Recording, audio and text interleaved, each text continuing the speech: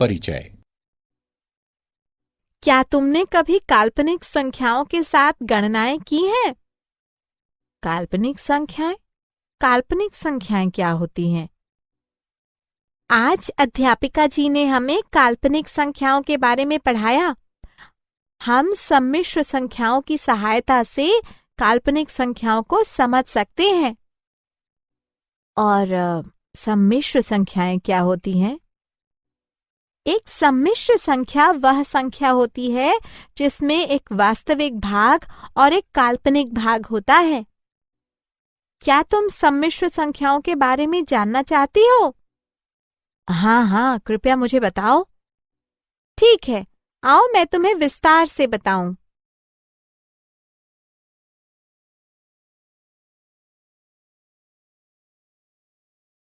उद्देश्य।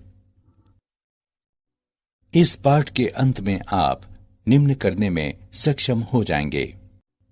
सम्मिश्र संख्याओं को परिभाषित करना, सम्मिश्र संख्याओं की बीजगणित की व्याख्या करना, आयोटा की घात की व्याख्या करना, ऋणात्मक वास्तविक संख्याओं के वर्गमूल की व्याख्या करना, सम्मिश्र संख्याओं की सर्वसमीकाओं को जानना, सम्मिश्र संख्या के संयुग्मी और मापांक को लिखना, सम्मिश्र संख्या के ध्रुवीय निरूपण को समझना।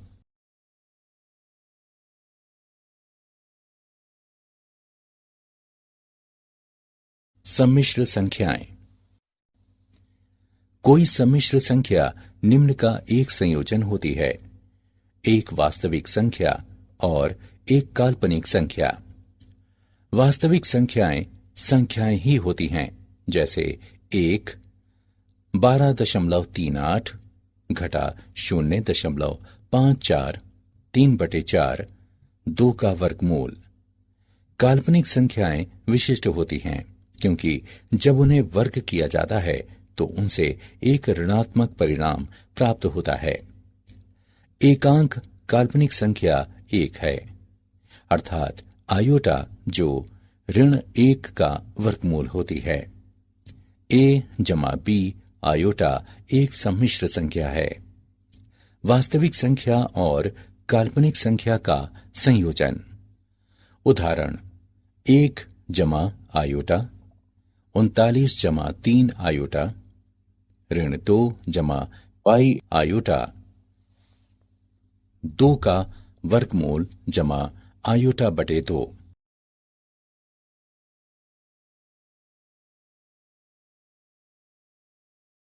सम्मिश्र संख्याओं की बीजगणित यानी जोड़। दो सम्मिश्र संख्याओं a जमा b आयोटा और c जमा d आयोटा के जोड़ को इस प्रकार परिभाषित किया जाता है: a जमा b आयोटा जमा c जमा d आयोटा बराबर a जमा c जमा b जमा d आयोटा। यह समूहन जैसे पदों के समान है। वास्तविक भागों को वास्तविक भागों में जोड़ा जाता है और काल्पनिक भागों को काल्पनिक भागों में जोड़ा जाता है। सम्मिश्र संख्याओं के जोड़ के लिए गुणधर्म। दो सम्मिश्र संख्याओं का योगफल एक सम्मिश्र संख्या होता है। ये गुणधर्म संवरक नियम कहलाता है। सम्मिश्र जोड़ क्रम विनिमय है। किन्हीं भी दो सम्मिश्र संख्याओं Z1 और Z2 के लिए Z1 जमा Z2 बराबर Z2 जमा Z1। सम्मिश्र जोड़ सहचर्य है। किन्हीं भी तीन सम्मिश्र संख्याओं Z1, Z2, Z3 के लिए Z1 जमा Z2 जमा Z3 बराबर Z1 जमा Z2 जमा Z3। सम्मिश्र संख्याओं के लिए प्रतिलोम। सम्मिश्र संख्याओं के समुच्चय के प्रत्येक तत्व Z बराबर x जमा आयोटा y का एक प्रतिलोम तत्व घटा Z बराबर घटा x घटा आयोटा y होता है।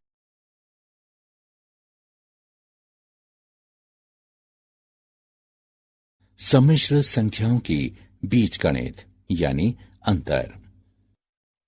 दो सम्मिश्र संख्याओं Z1 और Z2 का अंतर है Z1 घटा Z2 बराबर Z1 जमा Z2। उदाहरण के लिए 4 जमा 2 आयोटा घटा 7 घटा आयोटा बराबर 4 जमा 2 आयोटा जमा घटा 7 जमा आयोटा बराबर घटा 3 जमा 3 आयोटा। इसी प्रकार 6 घटा आयोटा घटा 4 जमा 2 आयोटा बराबर 6 घटा आयोटा जमा घटा 4 घटा 2 आयोटा बराबर 2 घटा 3 आयोटा।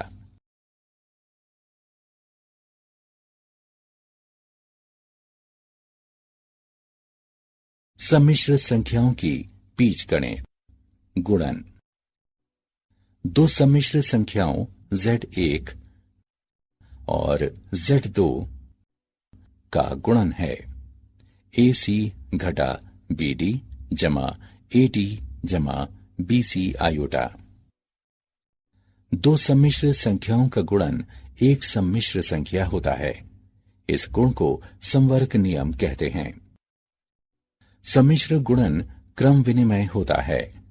किन्हीं भी दो सम्मिश्र संख्याओं Z1 और Z2 के लिए Z1 गुणा Z2 बराबर Z2 गुणा Z1 सम्मिश्र गुणन सहचर्य होता है।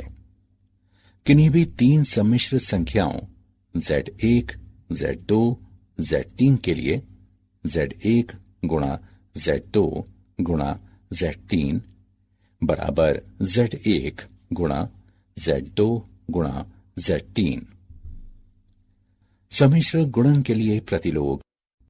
सम्मिश्र संख्याओं के समुच्चय के प्रत्येक तत्व Z बराबर X जमा आयोटा Y का एक प्रतिलोम तत्व 1/Z या Z का प्रतिलोम होता है। वितरण नियम। किन्हीं भी तीन सम्मिश्र संख्याओं Z1 Z2 Z3 के लिए Z1 गुणा Z2 जमा Z3 बराबर Z1 गुणा Z2 जमा Z1 गुणा Z3। Z1 जमा Z2 गुणा Z3 बराबर Z1 गुणा Z3 जमा Z2 गुणा Z3।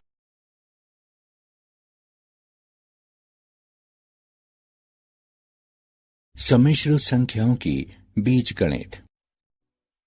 दो सम्मिश्र संख्याओं Z1 और Z2 के भाग को Z1 बटे Z2 के रूप में परिभाषित किया जाता है, जहां Z2 शून्य के बराबर नहीं है। Z1 बटे Z2 बराबर Z1 गुणा 1 बटे Z2। मान लें कि हम सम्मिश्र संख्या 4 जमा 7 आयोटा बटे 1 घटा 3 आयोटा को भाग करना चाहते हैं, तो 4 जमा 7 आयोटा बटे 1 घटा 3 आयोटा। हम इस भिन्न का मान नहीं बदलेंगे।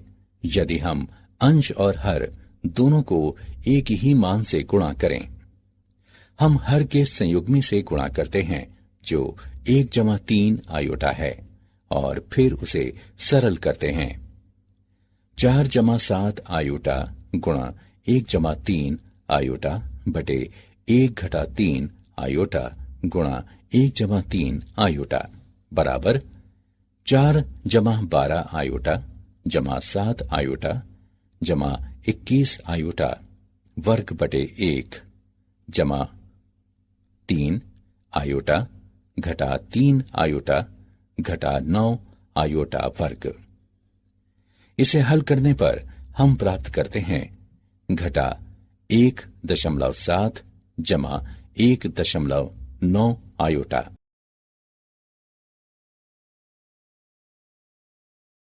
आई की घात। अब आइए आयोटा की घातों के बारे में सीखें। आई की घात 0 बराबर 1। आई की घात 1 बराबर आई की घात 2 बराबर घटा 1। आयोटा की घात 3 को आयोटा वर्ग गुणा आयोटा भी लिखा जा सकता है। हम जानते हैं कि आयोटा वर्ग घटा 1 होता है। हमें प्राप्त होता है घटा आयोटा।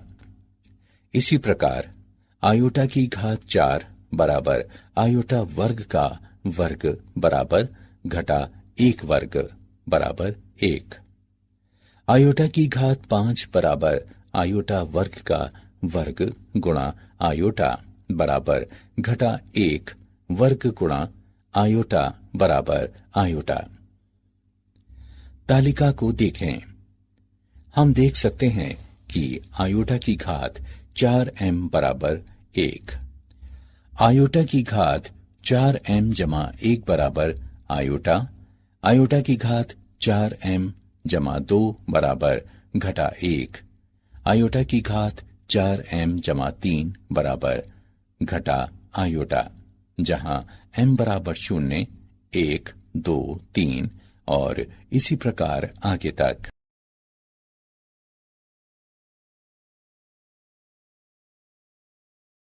एक ऋणात्मक वास्तविक संख्या के वर्गमूल। घटा 1 के वर्गमूल है आयोटा घटा आयोटा। इस प्रतीक का अर्थ आयोटा है। एक समीकरण x वर्ग जमा 1 बराबर 0 लें।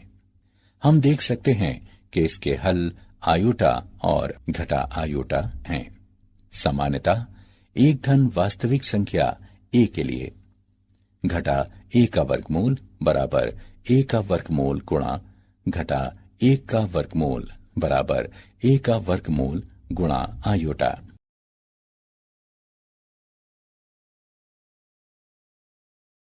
सम्मिश्र संख्याओं से संबंधित सर्वसमीकाएं।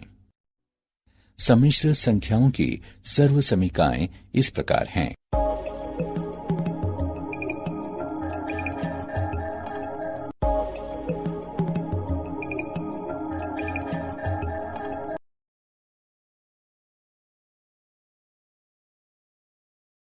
एक सम्मिश्र संख्या का मापांक और संयुग्मी।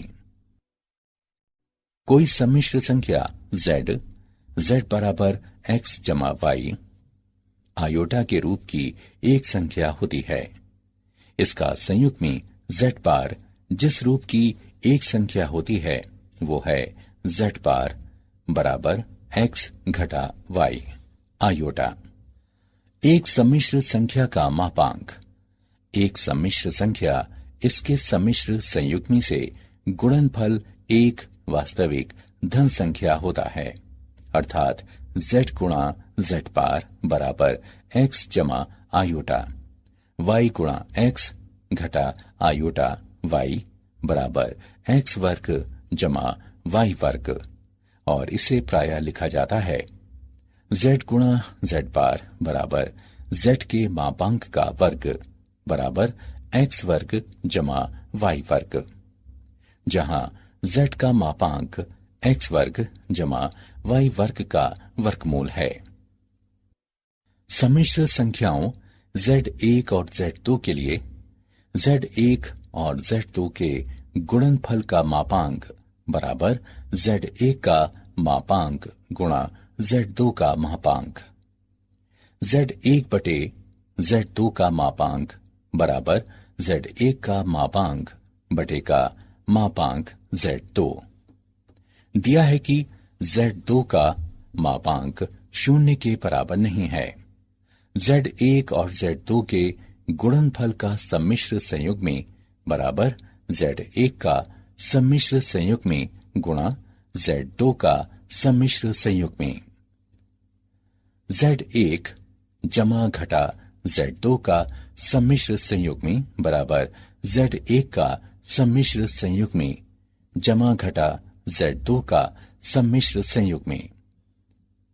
z1 बटे z2 का सम्मिश्र संयुग्मी बराबर z1 का सम्मिश्र संयुग्मी बटे z2 का सम्मिश्र संयुग्मी। दिया है z2 जो कि 0 के बराबर नहीं है।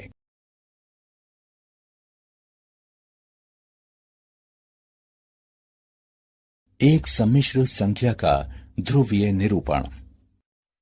किसी सम्मिश्र संख्या को दृश्य रूप में इस आरेख पर एक सदिश की रचना करती हुई संख्याओं ए बी के एक युग्म के रूप में निरूपित किया जा सकता है, जिसे आगंड आरेख कहते हैं, जो एक सम्मिश्र समतल को प्रदर्शित करता है।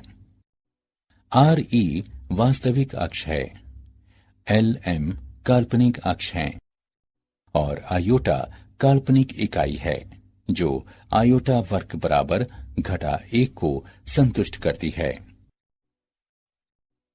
ध्रुवीय निरूपण में एक सम्मिश्र संख्या z को दो मानदंडों r और थीटा में निरूपित किया जाता है।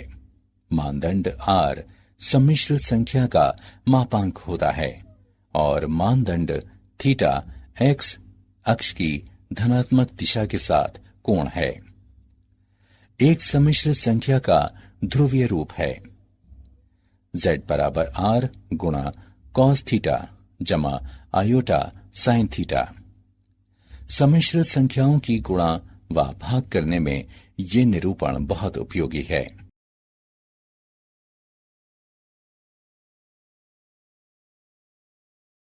क्या आप जानते हैं, सम्मिश्र संख्याओं का उपयोग कई वैज्ञानिक क्षेत्रों में किया जाता है, जिनमें इंजीनियरिंग, विद्युत चुंबकत्व, क्वांटम, व्यावहारिक गणित और कियास सिद्धांत शामिल हैं। इतालवी गणितज्ञ जेरोलेमो कार्डेनो पहले ऐसे व्यक्ति हैं जिन्होंने सम्मिश्र संख्या का प्रयोग किया। 16वीं सदी में धन समीकरणों के हल ज्ञात करने के अपने प्रयासों में वो सम्मिश्र संख्याओं को कल्पित कहते थे।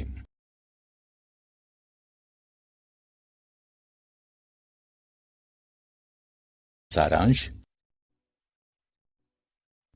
आइए हमने जो कुछ सीखा है उसे संक्षेप में दोहराएं।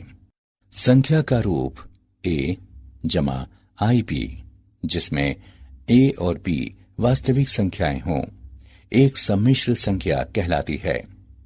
a सम्मिश्र संख्या का वास्तविक भाग और b काल्पनिक भाग कहलाता है।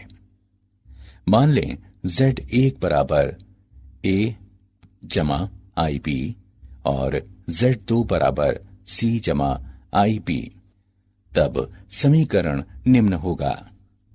किसी पूर्णांक k के लिए i की घात 4m बराबर 1 i की घात 4m जमा 1 बराबर i की घात 4m जमा 2 बराबर घटा 1, i की घात 4m जमा 3 बराबर घटा i। सम्मिश्र संख्या z बराबर a जमा आई बी के संयुग्मी को z से निरूपित करते हैं, जो इस प्रकार है। z बराबर a जमा आई बी। सम्मिश्र संख्या z बराबर x जमा आई वाई का ध्रुवीय रूप r गुणा कॉस थीटा जमा l साइन थीटा, जहां r बराबर है x वर्ग जमा y वर्ग के वर्गमूल के।